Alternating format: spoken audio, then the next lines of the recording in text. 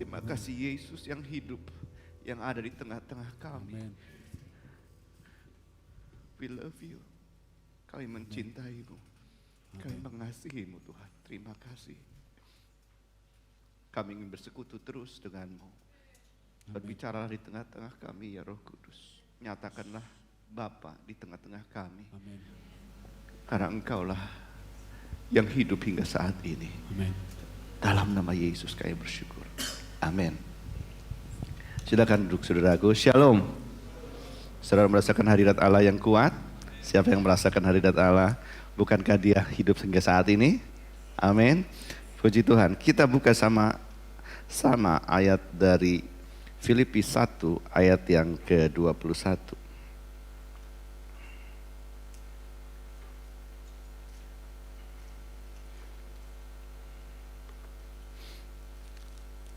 Sudah dapat semua? Baik, saya akan bacakan bagi kita semua. Filipi 1 ayat yang ke-21. Kita baca sama-sama aja ya. 2, 3. Karena bagiku hidup adalah dan mati adalah. Amin. Berbahagialah orang yang mendengarkan firman Tuhan dan melakukannya. Haleluya. Ayat ini mengatakan bahwa bagiku hidup adalah Kristus dan mati adalah keuntungan. Saya percaya saudara sudah mengenal ayat ini begitu lama, ya. Dan saya percaya juga banyak orang diubahkan oleh karena ayat ini.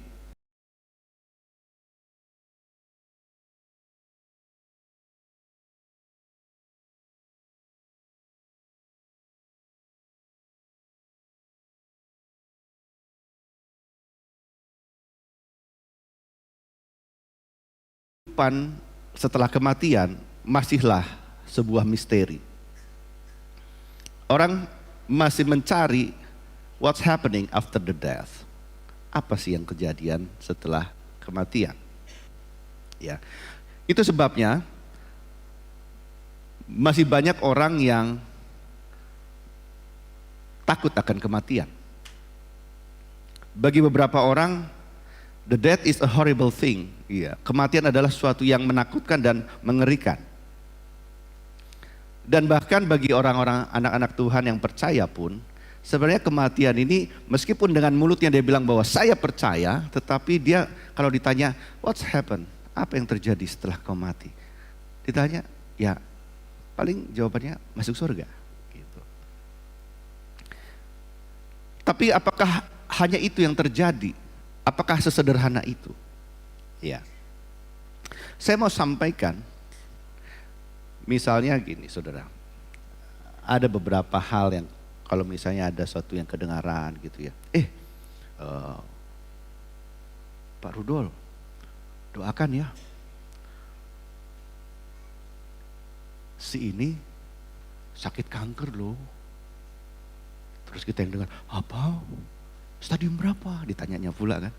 Stadium 4. Ih kasihannya. Betul gak? Betul ya. Terus ada yang bilang lagi, Pak Heri, si ini sakit jantung. Jantungnya tinggal sedikit katanya. Gak tahu dibilangnya apa sedikit itu ya, pokoknya sedikit aja.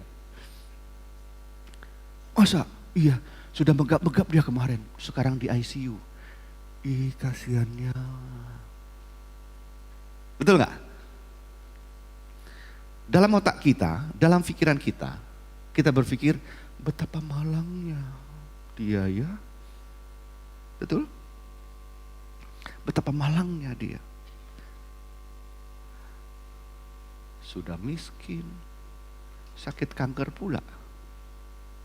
Anaknya gak sekolah, sakit jantung pula. Lalu kita bilang, dia orang paling kasihan.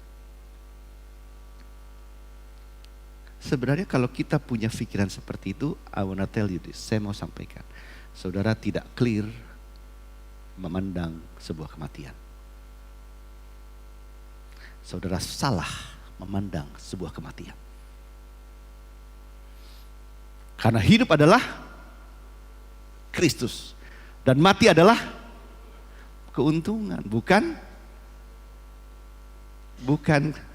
kasihan ya gitu.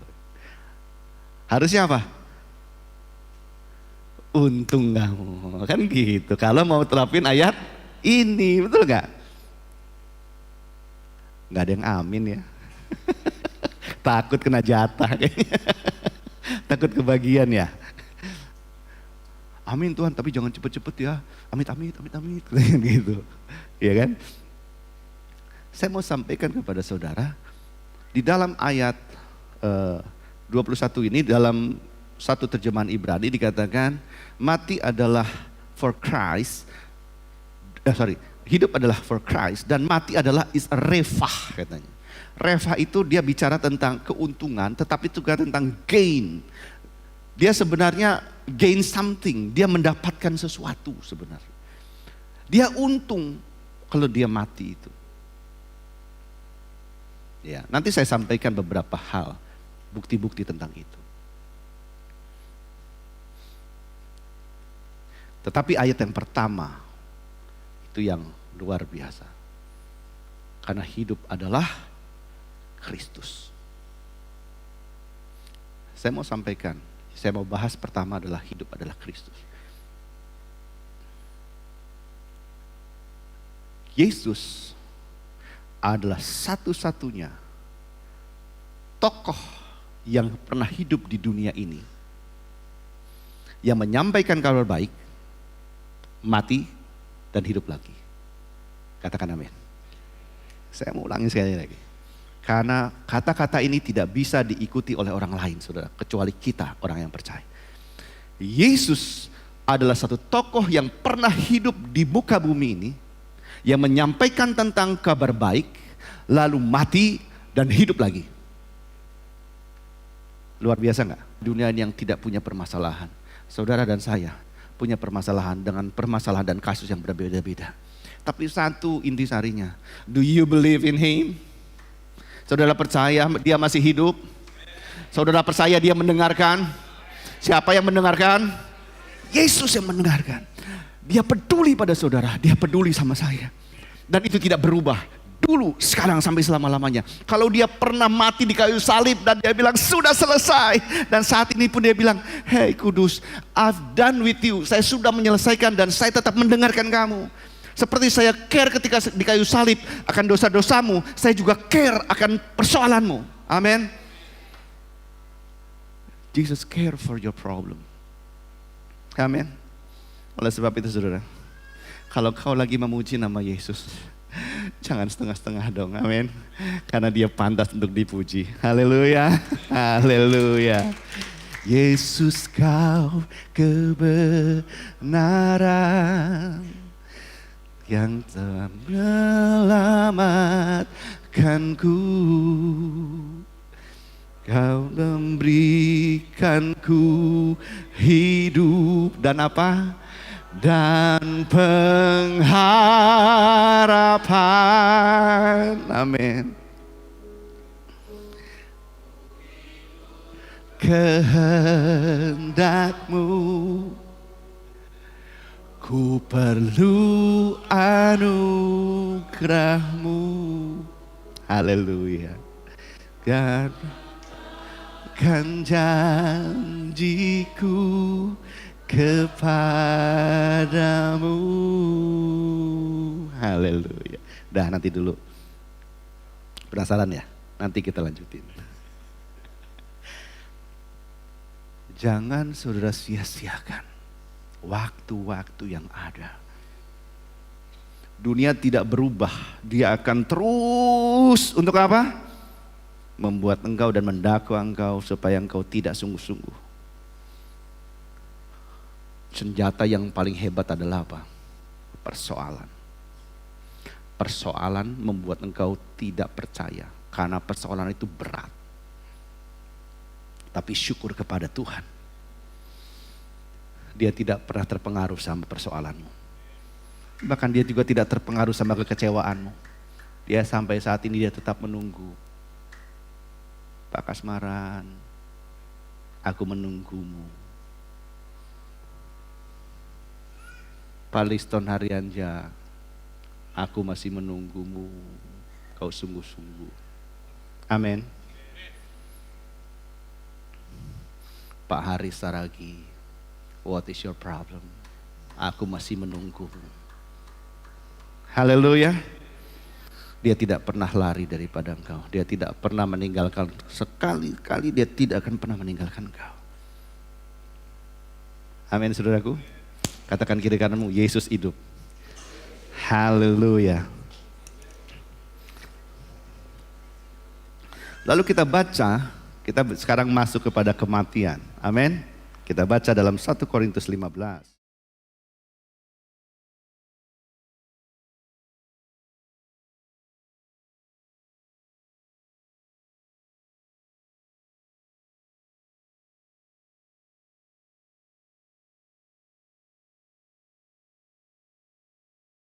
Bangkitan Kristus. Yang kedua ayat 12 sampai yang ke-34 dia bicara tentang kebangkitan. Nah, ini bingung kebangkitan kita katanya. Ya kan? Dan ayat yang ke-35 sampai yang terakhir 58 dia bicara tentang kebangkitan tubuh. Dia spotting lagi tentang kebangkitan kita, dia membahas tentang kebangkitan tubuh. Saudaraku, kalau saya tanya sekarang, Pak John, kalau Pak John mati, masuk mana? Malu-malu dia, masuk surga. Surga. Misi ya, surga. Pak Zega mana Pak Zega? Pak Zega, apa yang terjadi setelah Pak Zega mati? Hah? Masuk surga. Jadi kalau misalnya saudara hidup, mati, langsung ke surga? Ya. Selesai? Ya. Benar? Siapa yang setuju? Siapa yang tidak setuju? Siapa yang ragu-ragu? Nggak apa-apa. Ya. Benar, tapi tidak lengkap. Ada yang dilewati. Lihat. Tuhan bilang, kalau itu kejadiannya, maka apa? Lihat 1 Korintus 15 ayat yang ke-12. Jadi bila mana kami beritakan bahwa Kristus dibangkitkan dari orang mati, bagaimana mungkin ada di antara kamu yang mengatakan bahwa tidak ada kebangkitan orang mati? Apakah ada kebangkitan orang mati? Kalau tadi enggak dong. Karena setelah mati, hidup, mati, kan belum bangkit dulu. Karena kebangkitan itu nanti pada Yesus kedatangan Kristus kedua kali. Betul? Jadi saudara, ada satu hal yang paling penting di sini. Bahwa ada kebangkitan orang mati. Dan itu hanya satu. Terjadi pada kita yang percaya kepada Kristus. Katakan amin. Apa yang dikatakan ayat yang baca lagi ayat yang ke-13. Kalau tidak ada kebangkitan orang mati, maka Kristus juga tidak dibangkitkan. Tetapi andai kata Kristus tidak dibangkitkan, maka sia-sialah pemberitaan kami. Dan sia-sialah juga kepercayaan kamu. Lebih daripada itu, kami ternyata berdusta terhadap Allah. Karena tentang dia kami katakan bahwa ia telah membangkitkan Kristus, padahal ia tidak membangkitkannya. Kalau andai kata benar bahwa orang mati tidak dibangkitkan. Sebab jika benar orang mati tidak dibangkitkan, maka Kristus juga tidak dibangkitkan. Kebangkitan Kristus adalah satu bukti bahwa Kristus masih hidup. Saudaraku, ketika kita membahas kebenaran, membahas Alkitab, mempelajari Alkitab, banyak yang bertanya-tanya dalam hatinya. Bahkan banyak juga dari orang latar belakang lain bertanya, apakah betul bahwa Yesus dibangkitkan? Saya mau sampaikan bahwa pada saat Kristus mati, dia turun ke dalam kerajaan maut dan dikuburkan. Ketika dia bangkit, yang menjadi saksi itu adalah Maria Magdalene, murid-muridnya 12. Betul? Ada lagi enggak? Ada lagi enggak? Lalu ada orang yang berjalan di Emmaus. Ada lagi enggak? Banyak, saudara. Saya mau sampaikan, kita baca ayat yang pasal yang ke-15, ayat yang ke-8, ayat yang ke-6. Sesudah itu ia menampakkan diri kepada lebih dari 500, saudara. Enggak sedikit dia. Dan pada saat buku ini ditulis, ada orang-orang yang masih hidup yang menjadi saksi karena Yesus menampakkan dirinya. Kebangkitan Kristus adalah bukti yang kuat bahwa dia masih hidup sampai saat ini. Amin. Kalau dia masih hidup sampai saat ini, jangan pernah kau ragukan tentang kebangkitan Kristus. Kenapa saya sampaikan demikian? Saya pernah ngobrol-ngobrol sama istri saya. Benar ini, kenapa ini bicara tentang kematian, kebangkitan, supaya nanti saudara paham tentang ini. Jadi pada saat di pesawat, siapa yang pernah naik pesawat? Nah, kalau yang belum berdoa supaya naik pesawat. Jadi pada saat menaik pesawat itu, kami lewat guncangan yang sangat, luar biasa lah, gitu ya. Terus sepertinya kayak mau copot jantung gitu ya, kayak gitu loh, gitu. Jujur aja pada saat itu, ya manusiawi lah ya. Aduh Tuhan, gitu. Pendeta nih. Pendeta. Udah hampir 30 tahun ikut Tuhan. Pas, Tuhan. Yang tadinya baca buku, baca Alkitab gitu di ini, langsung berhenti, langsung berdoa dulu. Berdoa dulu. Supaya rohani. Kalau nggak berdoa nanti, kalau ada apa-apa nggak ketahuan lagi berdoa lagi. Tahu berhentinya kapan? Berhenti berdoanya tahu kapan?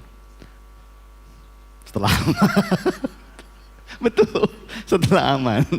Setelah, oh ya, berarti pokoknya berdoa sampai aman. Ya udahlah, benar atau enggak, udahlah. Inilah keberadaanku, gue bilang gitu sama Tuhan. Ya. Kalau ada yang bilang, percaya mau saya beli situ, ya udah nggak apa-apa lah. Gitu. Yang penting aku berubah, amin. Tapi saudara, itu juga yang mengilhami saya. Akhirnya iya ya Tuhan ya. Pengertianku tentang kematian kadang-kadang diganggu oleh yang namanya pencobaan. Dan itu yang membuat saya, Tuhan ilhamkan, sampaikan kepada jemaat supaya mereka tidak tahu, tidak takut akan kematian. Mereka harus merasakan bahwa kematian adalah keberuntungan. Amin. Kemarin saya dari Jakarta ke Pekanbaru. Kejadian lagi karena sore kan, gitu. Tapi saya udah mau khotbah.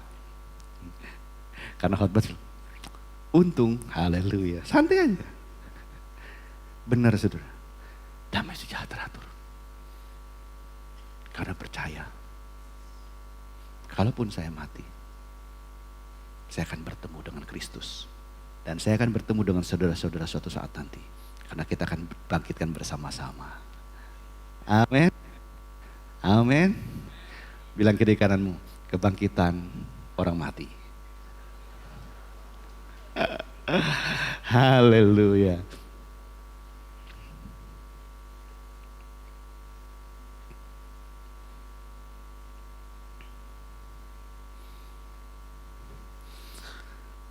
Lalu kita lihat ayat yang 19.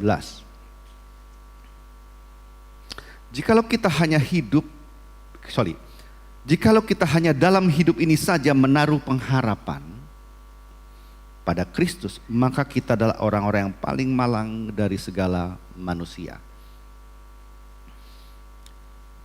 Bingung gak ayat ini? Ini dalam terjemahan lainnya kurang lebih begini. Kalau kita menaruh pengharapan hanya dalam hidup yang di dunia ini saja, saat ini, kamu adalah orang-orang yang paling malang yang pernah hidup di dunia. Karena ada hidup setelah kematian. Itu maksudnya. Karena ada pengharapan bahwa ada kehidupan setelah kematian. Amin. Dan pengharapannya adalah pengharapan yang pasti. Haleluya. Saya tidak pernah takut lagi. Hari ini saya tidak mau membahas tentang kerajaan 1000 tahun dan sebagainya. Tapi saya mau cakup sedikit. Saya mau sampaikan kepada saudara. Kita hidup, kita ditebus, lalu kita mati. Lalu Tuhan bangkitkan pada saat kedatangannya. Lalu pada setelah itu, tubuh kita akan diubahkan. Itu namanya disebut kebangkitan tubuh. Lalu dia akan bersama-sama dengan kita memerintah dalam kerajaan 1000 tahun. Lalu setelah itu, lihat ayat ini. Dalam ayat yang ke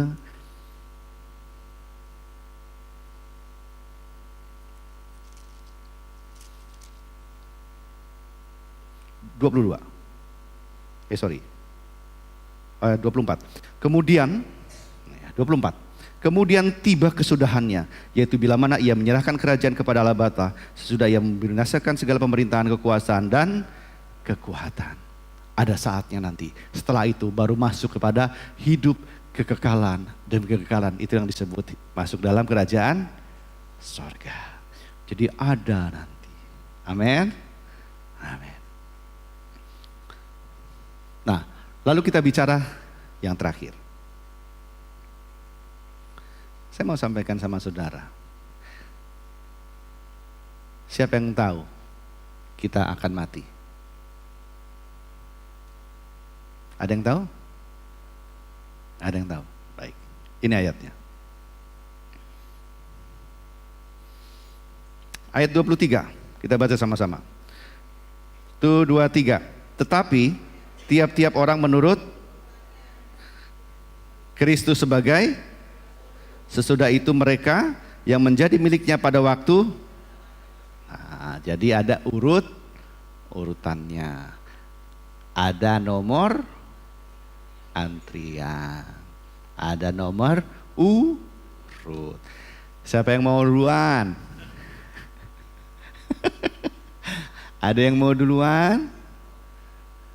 Enggak ya? Karena enggak ada yang mau duluan, biarkanlah itu menjadi kehendak. Haleluya. Berikan kemuliaan buat Tuhan kita deh. Karena tidak ada yang mau duluan, biarlah Tuhan dan menjadi kekuasaan Tuhan. Ya. Nah, di dalam Filipi 1 tadi saudara bisa baca ayat 21, 22, 23, 24 dibilang gini. Sebenarnya aku lebih ingin segera dan pulang ke rumah Bapa, kata Paulus. Tetapi kalau menurut kamu, kayaknya lebih baik aku ada di sini bersama-sama dengan kamu, katanya. Ya, jadi saudara, salah satu ciri, nah ini saya kasih tahu kopeannya. Tahu kopean itu apa ya? Contekan. Nah ini contekannya. Ini contekannya ya. Kalau saudara masih mengerjakan pekerjaan Tuhan di muka bumi ini, saudara masih umur panjang. Yang amin sedikit. Haleluya. Makanya genapilah rencana Tuhan dalam hidupmu. Amin. Karena aku hadir di sini untuk menyelesaikan pekerjaan Bapa kepada aku. Amin. Karena kalau udah selesai, pulang ke rumah Bapa. Amin. Atau nggak mau diselesaikan, hati-hati. Nggak ngancam loh ya. Nggak ngancam ya. Kalau saudara tidak mau menyelesaikan pekerjaan Tuhan, nggak ngancam loh ya. Duluan. Ya. Gak tahu duluan kemana lah. Terserah saudara. Ya. Tapi kita nggak mau bahas yang gitu ya. Kita bahas yang ini ya. Kita mau bahas bahwa apa? Selama aku hidup, aku ingin memberi buah. Aku ingin mengerjakan pekerjaan yang Tuhan berikan kepada aku di bumi ini. Amin saudaraku. Selesaikanlah pekerjaan Tuhan dalam hidupmu. Jangan karena perkara-perkara kecil ngambek. Ya, suami marah sama istri hanya gara-gara gak disiapin makan, ribut ya. Lalu istrinya ngambek juga sama suami karena apa? Karena gajinya gak utuh gitu ya. Gajinya gak naik-naik gitu ya. Hanya segini ya. Kau janji mau Natalan, kau tambah 2 kali. Ini setengahnya kau kasih katanya. Iya untuk mamaku itu. Mamamu pula yang kau perhatikan katanya. Gara-gara itu hilang suka, mau terlalu kecil itu. Ada pekerjaan yang lebih besar, yaitu apa? Hidup menggenapi rencana. Haleluya. Mengerjakan pekerjaan Allah yang sudah Tuhan berikan kepada kita. Bukankah itu lebih nikmat saudaraku? Amin. Haleluya. Hanya karena tersinggung saudara seiman dengan yang lainnya, pemimpin satu sama pemimpin lainnya. Aku pengikutnya Pastor Daniel. Nah, saat ini aku pengikutnya Pak Kudus. Beda kita. Apa bedanya? Sama-sama pengikut Kristus. Amin. Pak Kudus banyak kekurangannya. Kalau pastor lebih sedikit kekurangannya soal. Pak Kudus lebih banyak. Amin saudaraku. Jadi mau ikut siapa? Ikut Kristus. Haleluya. Karena kami sama-sama pengikut Kristus. Enggak, aku mau ikut Pak Heri aja. Mau kemana? Nonton. Pak Heri luar biasa. Penuh roh dia. Belum pernah ngobrol sama Pak Heri sih. Dahsyat ya. Amin. Saya rindu. Saya yakin bahwa di dalam jemaat ini ada yang Tuhan anugerahkan karunia-karunia. Ada yang diberikan karunia kesembuhan. Tapi belum muncul ini. Karena apa? Malu. Mungkin takut. Karena apa? Pak Enixon aja gak pernah doain kesembuhan. Masa aku pula doain kesembuhan? Kayak apa namanya? Kayak sok-sok. Nggak ada yang sok-sok. Karunianya lain. Amin. Kadang kalau nanya kesembuhan, datangi orang, doakan orang sakit, Tuhan akan karuniakan. Karunia untuk bernubuat, come on. Hidupkan kembali karunia-karunia itu dalam pelayanan ini. Amin saudaraku. Jangan pernah takut. Saudara dengan melakukan itu, saudara sedang menggenapi rancangan Tuhan dalam hidupmu. Karena selama kau hidup, kau harus hidup bagi Kristus. Amin saudaraku. Bukan karena ngikut ini, karena kita ngikut Kristus bersama-sama. Ada karunia mujizat. Karunia apa lagi? Ada lagi? Berbahasa roh. Berbahasa Batak. Berbahasa Nias gitu. Semua punya karunia. Bahasa Batak sama Nias tuh bedanya dikit sama bahasa roh. Katanya. Iya, nanti katanya. Sama juga. Coba kalau orang lain dengarnya nggak bisa ngerti juga itu. Bedanya dikit. Apalagi sama bahasa Korea. Annyeonghaseyo katanya gitu. Beda dikit. Amin saudaraku. Bangkitkan kembali karunia-karunia di dalam dirimu. Amin. Jangan mau diam. Hanya satu yang kita ingin senangkan. Siapa namanya? Karena dia masih hidup saat ini.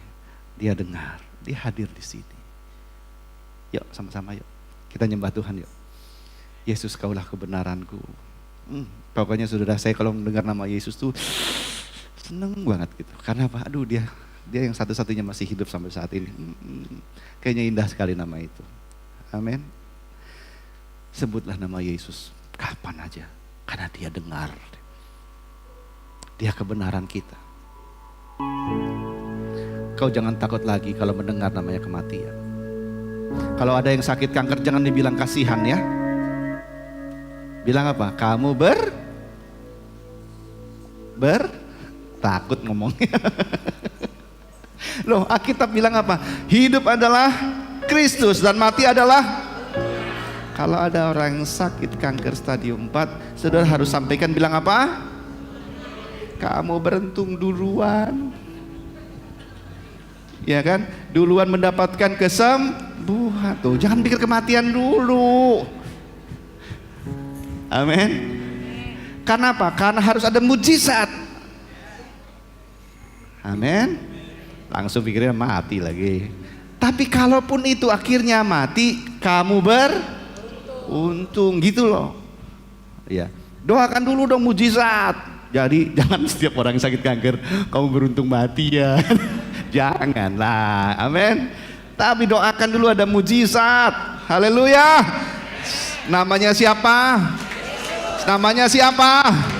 Siapa yang masih hidup sampai saat ini? Haleluya. Amin. Kita Yesus, kau kebenaran yang menyelamatkanku. Kau berikanku hidup dan pengharapan. Haleluya. Ku ikut kehendak-Mu. Ku perlu anugerah-Mu. Haleluya. Ku nyatakan janji-Mu kepadamu.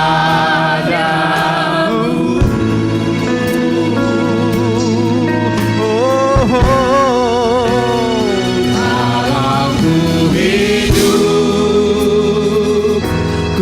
hidup bagi-Mu, hatiku tetap menyembah-Mu.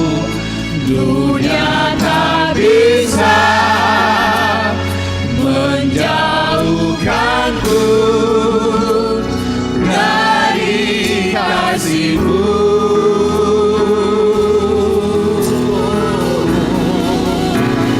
Selama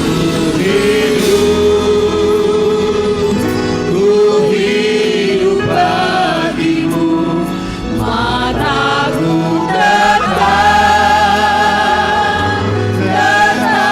memandang-Mu. Dunia tak bisa menjauhkanku dari kasih-Mu. 1 Korintus 15 ayat 22 katakan gini.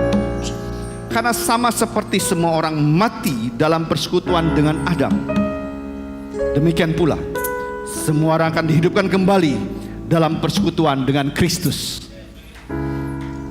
Kalau maut saja bisa menguasai banyak orang hanya karena satu yang berdosa, yaitu siapa? Adam.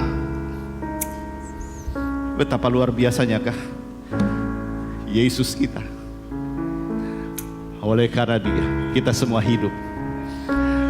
Dan hidup penuh dengan pengharapan bahwa kita akan bersama-sama dengan Dia. Kita akan memerintah bersama-sama dengan Dia. Oh, haleluya. Haleluya Jesus. Thank you Jesus. Haleluya. Kalau ku hidup bagi-Mu, hatiku tetap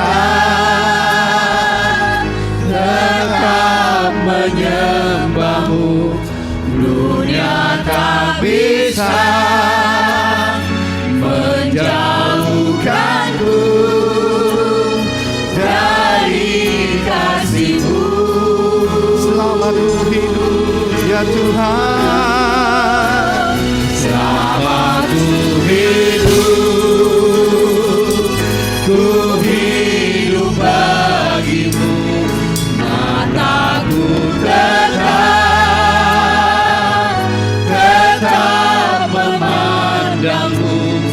Dunia tak bisa menjauhkanku dari Yesus, Kaulah kebenaran.